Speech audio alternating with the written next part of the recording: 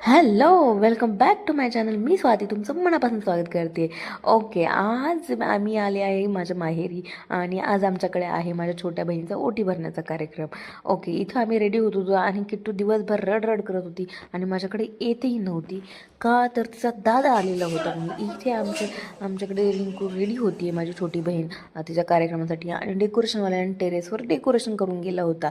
छान डेकोरेशन केलं होतं. हा तो सेम डेकोरेशनवाला आहे जो माझ्याही ओटी भरण्याच्या कार्यक्रमाला आला होता.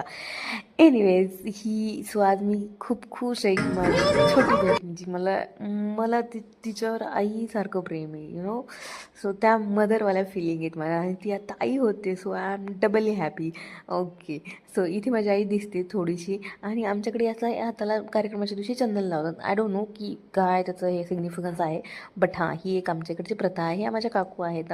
कार्यक्रमात काकू आणि चुलत्या आणि वहिनी आल्या होत्या.